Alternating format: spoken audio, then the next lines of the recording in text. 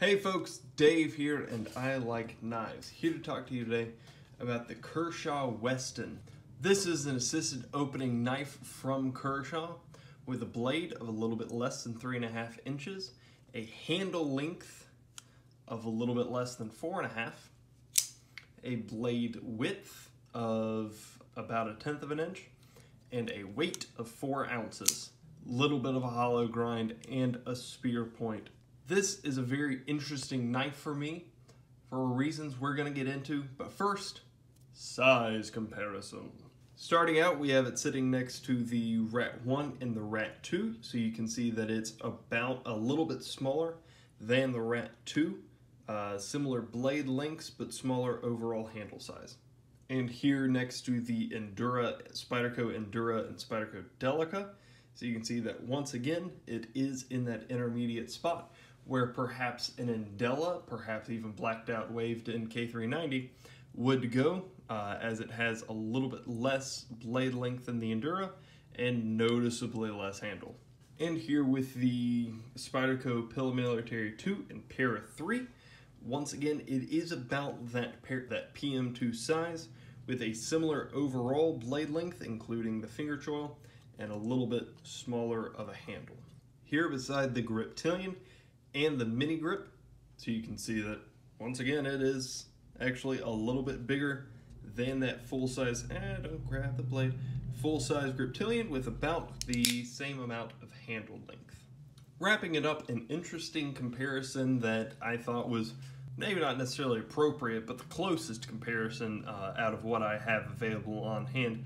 This is the SOG Flash 2. So you can see that once again, very similar blade lengths, similar handle profiles, and actually hitting at a similar price point.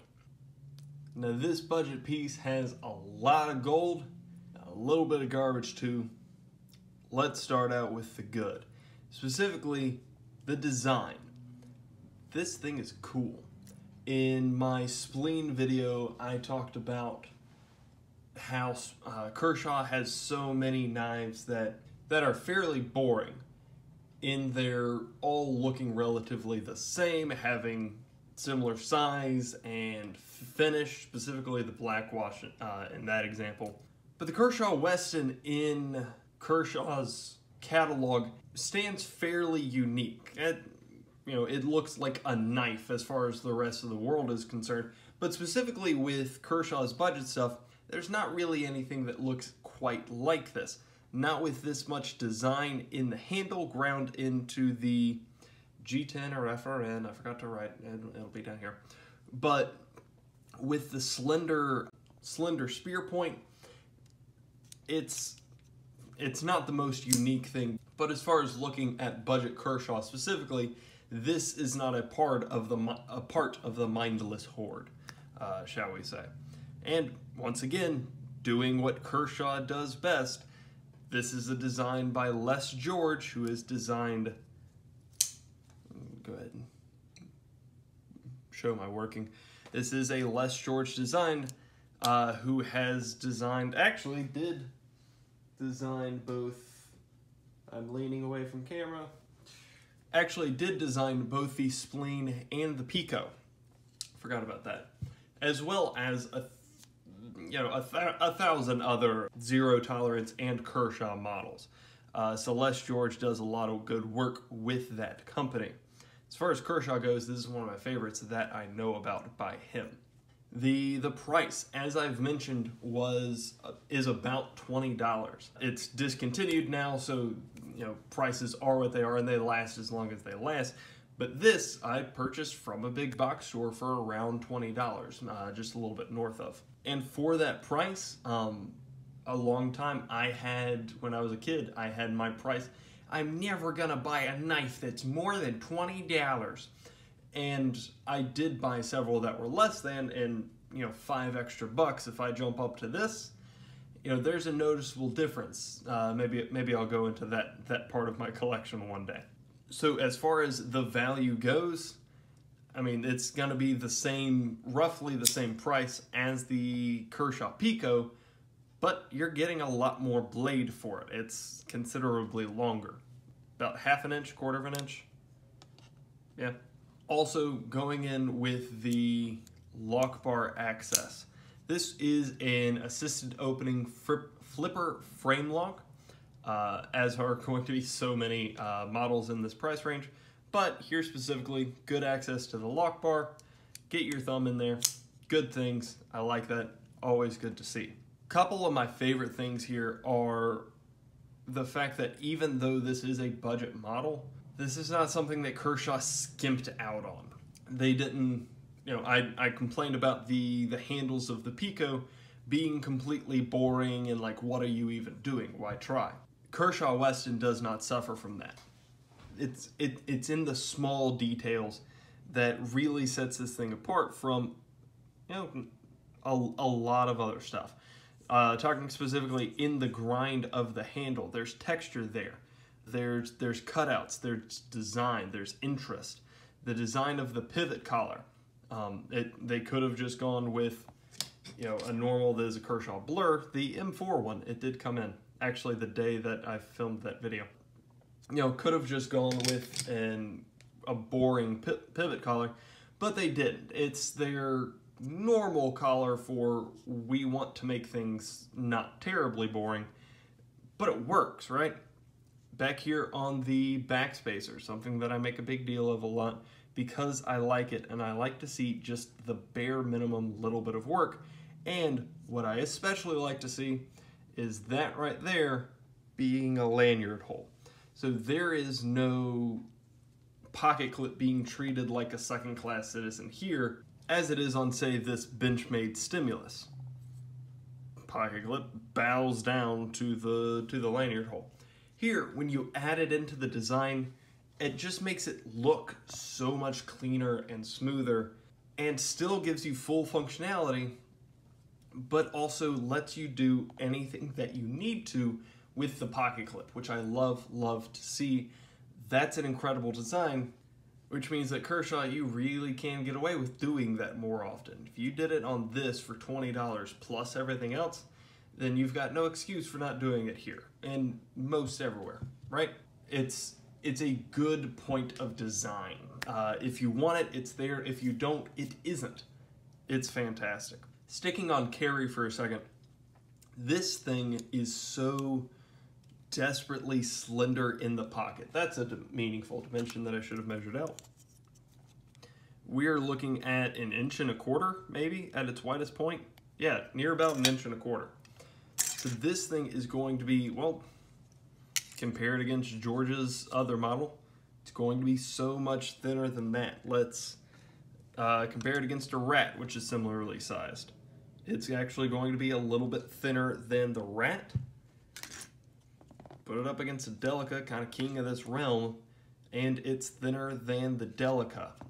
Even sans Emerson Wave, it's still thinner than the Delica. So this is going to ride great in the pocket. And with the pocket clip being just slightly canted off to one side, you see that little bit of rounding right there. That is going to push everything in your pocket away from the flipper tab, so it's not necessarily going to easily trigger in your pocket, which is fantastic. I've had that happen a couple of times. Not on this though. The action is absolutely sufficient. You touch the thing, it comes out. It's not so forceful that it's gonna knock your hand out of the way. And it's not so forceful that it requires any kind of struggle to put the blade back. Another good thing is the size. With this blade being 3.4 inches and not 3.5, it means that it's going to be legal in a few more places. 3 inches tends to be one of the most common blade limits. 3.5 is another somewhat common blade size limit. And this, because it is, intentionally cut just short of that, it's going to be legal in more places. Check your local laws, blah, blah, blah. Handle size is perfect at 4.5 inches, just shy of. This gives my hand, which is across the knuckles about 3 inches. It gives my hand, perfect purchase to stick on. Ergonomics are just fine. There's a little cutouts. I like that nudge kind of holds on to your third finger. Some people might not like that their pinky is kicked up on a little platform by itself. Doesn't bother me. I understand if it bothers you. The absolute far and away best thing about this, though, has got to be the name, Westin. It tells you everything you need to know about the knife right off the bat. For instance, its incredible ability at pathfinding. Give me just a second. Rub a magnet on it real quick. All right, so what it's telling me is that that direction is west. Let's fact check. Boom. Compass says left is west. That's amazing. That's amazing. Okay. Demagnetize it. Absolutely incredible. Its abilities know no bounds. It is slender yet capable. It is sleek yet powerful. It is understated yet interesting. It successfully carried both the roles of Robert F. Kennedy and John F. Kennedy, but in separate films. It's amazing. This thing used to be a spy before it got burned. Unfortunately, however, not everything can be Jeffrey and Donovan's. Some of it's gotta be garbage too. For instance, we're gonna start here with the sharpening choil. You can see right there, they did give it. Plunge grind is fine. However, on the grind itself, you can see there's a little beard right there. That's just lazy. That's just not well done. Not a huge deal. That'll sharpen out though. The lock bar space, you can see right back here. And when I was discussing the spleen and pico, those all have the same thing as well, and that's just because it's poorly done. Let me see, you can put a full T6 screwdriver in that space, whereas you cannot, for instance, with the Pilar, just because that's better done, and because it's an internal lock bar, internal lock bar, so not lock bar, internal stop pin, that's the word. So you can see that little dot right there, that's because inside the blade, that's what tells it to stop. Which is fine, except that it leads to, can you see that hole? I don't think you can, but you can now. See that hole? There it is. Not that one, that's the detent, but the hole above it. Even if you can't see it though, I can, and gunk and dirt can too, and that'll get inside, and that's no good, that's poorly done. Uneven scales, this one's more of a pet peeve than anything. I have several knives, even much more expensive knives, these are ZTs, that have the same thing where they're G10 on one side, or in these cases, including this one, it is material on one side. I said earlier if it was G10 or FRN, and whatever I said, it's probably still true. With a steel liner underneath with solid stainless steel on the other side. I generally prefer just for the materials to match, but whatever. Can't get everything that I necessarily want, and in either case, because it is only one side of solid stainless steel and one side of partial material, it makes it weigh a whole lot less than it would otherwise. This, I realized recently that you can't see the blue screen probably. There you can. This is about 4 ounces even. Compare that against a much, much smaller knife in the Kershaw Pico, which you can see how much smaller it is. This thing is 4.2. And the reason that it weighs so much more is because of that solid stainless steel. Kershaw spleen, same thing, because it is solid stainless steel on one side. So because they cut down a little bit on the metal aspect, they made it way less, which is an absolute definite plus. Should have been said earlier, I apologize. But it's weird, at least they are even, I think. It really bothers me like when they're different sizes.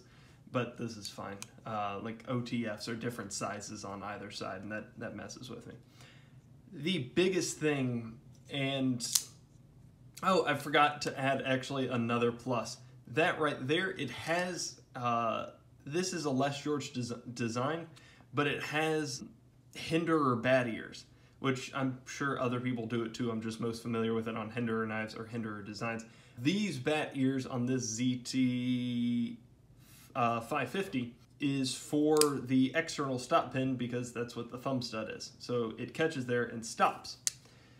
This absolutely has that. It has bat ears, but they're non-functional, and I love it. I love seeing bat ears on knives, and I want them even on knives that it's completely unnecessary. I love that.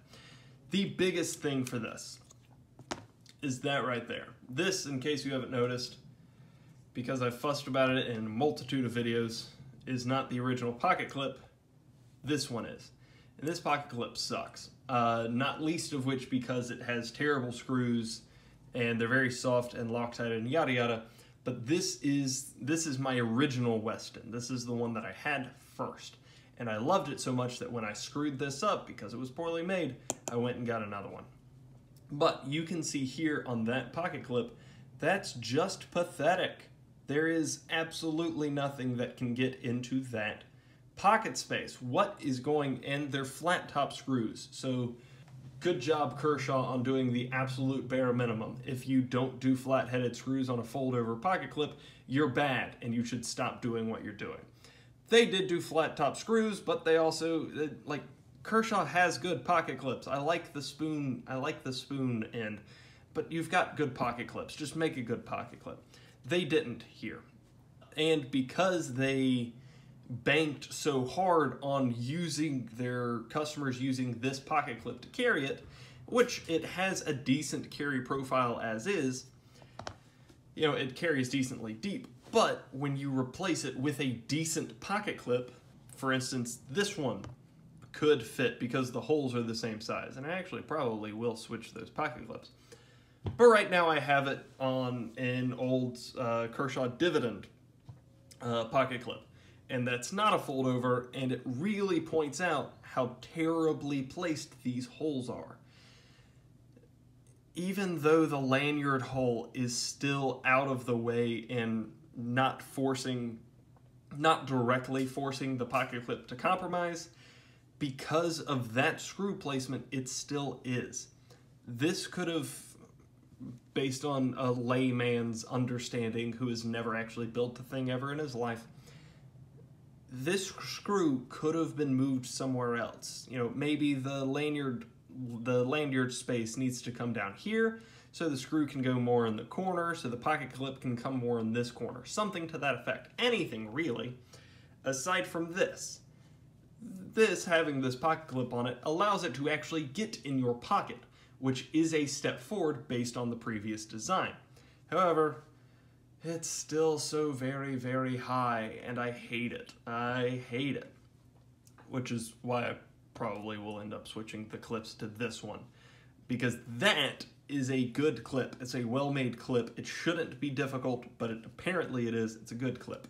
Actually, I could, going back to the 055, I could actually switch it for this one as well, because the screws are the same size. The screw spacing is the same. But that really is this thing's greatest detractor, is that darn pocket clip. Any knife that Kershaw has released or continued to release with this pocket clip should be ceremonially burned. We don't have time for them. And it's very frustrating that so many of their great designs are just screwed up by that one pocket clip. Actually, now that I'm realizing, it might, because it came originally on this one as well, it might actually just be the Les George Kershaw pocket clip, in which case, Les George, figure it out, man. Stop doing that. Please, please stop doing that. I just realized that the pattern that I recognize is exclusively yours. Please stop doing that. Stop it. This has been a PSA. Those pretty well conclude my full thoughts. This is absolutely a good knife. This is a quality budget piece from Kershaw. If you've got, I've said it before, but if you've got $20 burning a hole in your pocket, or you're used to gas station knives, or you go to Academy or Dick's Sporting Goods, and you've set yourself at, well, I've got to have a $25 limit, because why would you ever spend more on a knife? That's actually a good question. You probably shouldn't spend more than $25 on a knife. But if you're in that situation, this is a good place to go. This would have been, I apologize. Like I said, it has been discontinued. But this is another one of, well, I said it earlier, this is another case of Kershaw bringing an excellent design from an excellent designer who apparently sucks at pocket clips, just realized that today, and bringing them down to a budget market where people can get their hands on them. And as always, whenever that happens, there will be compromises. This is, I can't believe that I forgot to mention again, but this is 8CR13 MOV blade steel. That's not great. For 20 bucks, you're good though, right? For 20 bucks, that's expected. But the blade steel, the internal stop pin, which Les George didn't do that on some of his other Kershaw models. The fit and finish issues here, the pocket clip, blah, blah, blah. There are compromises. However, you can still see that they still put in effort and desire to make a good thing. And I genuinely believe that they did. And once again, I'm sorry to see this thing go. It's lived a good life. I hope that if you've had it, you've enjoyed it. If you've not, I'd love to hear about it. And, well, I'd love to hear anybody's questions, comments, or concerns, as well as any stories that you have in general. Let me know down below, and other than that, y'all have a great day, guys.